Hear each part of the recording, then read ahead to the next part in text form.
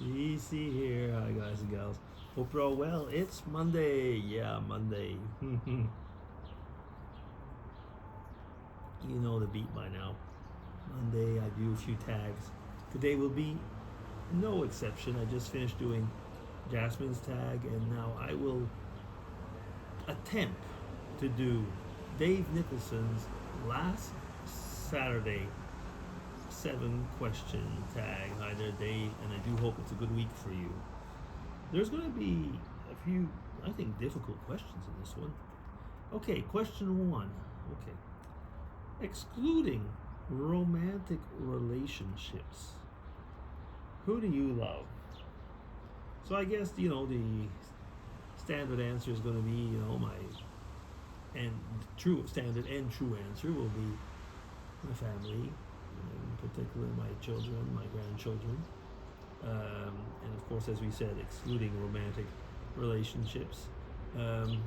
I have a few friends which I really do love with a lot of love. I mean, they're very close to me. I think that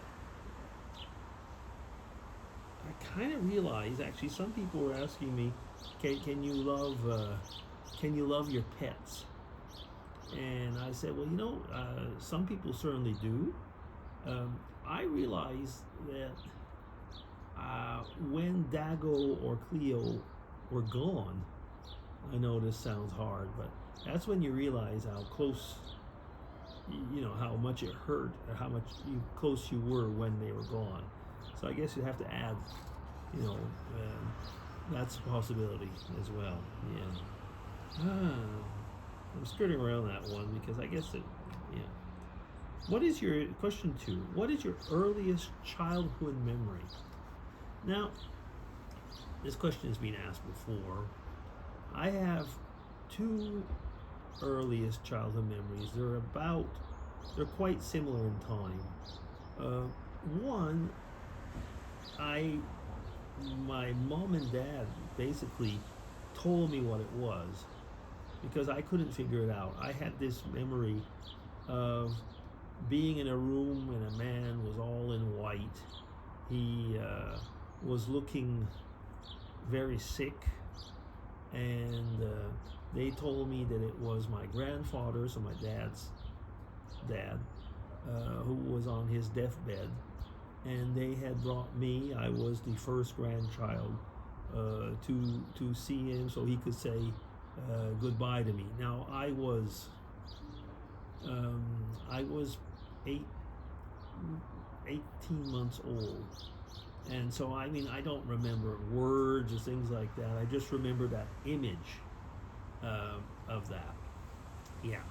And then a little bit older than that, but not much, my parents moved from the farm that they lived in into the farm where my grandmother was. So they were just renting the space from my great-grandfather or something like that. Yeah, my great-grandfather. And they were going to move in with my dad's mother, which was basically quite close if you went through the fields. It was a ways if we went through the road, so this is in the countryside.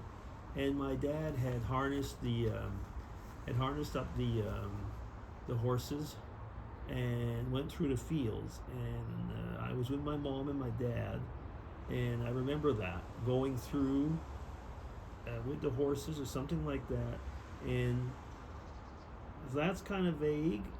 And then being at the house and discovering the room where my toys were. Now, like I say, don't forget, this is like really, really, really young, so I guess I must be filling in some of the details, but there's this memory, of these things. And I do remember, though, very clearly the joy of finding a certain toy. I don't know which one it was, I can't tell you, but yeah, okay. That's question 2. Question 3. What book has had the greatest influence on your life? Well, you'll probably right off say, oh, well, he's Christian, so he's going to say the Bible. And of course the Bible has an influence on my life. Um, but now, if I exclude the teachings and the moral principles that are in the Bible, which of course have an influence on my life, I think that certain books that when I was reading, when I was younger, um, so a whole series of books that were, basically, uh, they might have been even detective stories or things like that, but they just kind of like made me feel good and made me feel that you could do something even if you were young, and that had an influence on my life. Probably the book that has influenced me a lot, nevertheless, is Traveling with Charlie by John Steinbeck. Is it a great book? It's not considered one of his greatest books, but for me, it's discovering the nostalgia of in his case, it was America, but of a place that at times exists only in your mind. And I think and he traveled with his dog, so he discovered little things of people, little things that were important. Uh, Appreciating small things in life, appreciating time, alone, a time with your dog, appreciating meeting up somebody like that, and all of a sudden having a drink with somebody you never met before, and just having a real chat, and somebody you'll never see again in your life. And I've had things like that happen to me, again, in particular in business trips, and a lot of that, kind of like, I realized that I'd seen this or read this and felt this by reading this book, Travels with Charlie, from John Steinbeck. Yeah. Question 4. What 3 questions do you wish you knew the answers to? Oh,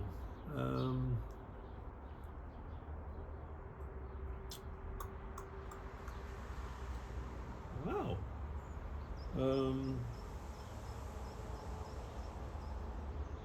Well, what will life after death really be like? You know, what type of body will we have? How will that so-called celestial body be? 3 questions. Wow, that is difficult. 3 questions I wish I knew the answer to. Well, one question would be explain the Trinity. And I think, I don't have to know. The problem of pain, I would almost say I know the answer to that one, but what would the third one be?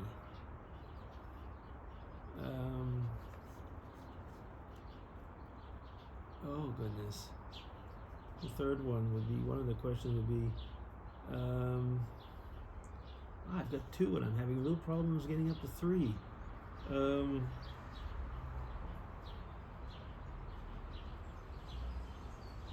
How would my life have been if I had not come to Switzerland?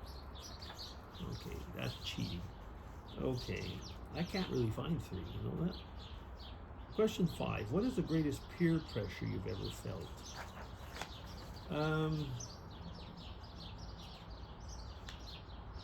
Peer pressure. I think maybe when I was at university, sometimes, to act in ways that were not the ways that I approve. I didn't cave in that respect, but everybody was basically on drugs, and I mean almost everybody on drugs, sleeping around, and having supposedly a good time. I often used to say, though, I didn't have to be on drugs since everybody else was smoking or whatever. I was on drugs by passive smoke or whatever. I guess that might be it. Yeah, I guess that's kind of it. Yeah. I'm not even. Again, it's difficult to answer those. Question 6. What is the biggest lie you once believed was true? Oh goodness, socialism. Yeah. Question 7. In your lifetime, what have you done that hurt someone else?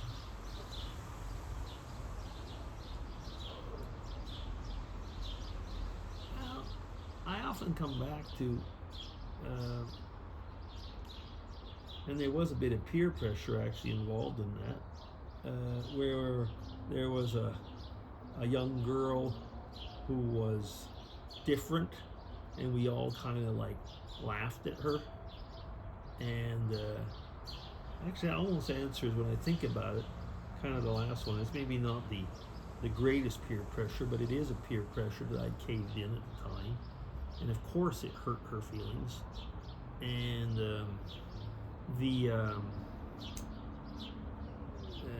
the way the ball comes back at times, is that these people ended up being friends of my parents.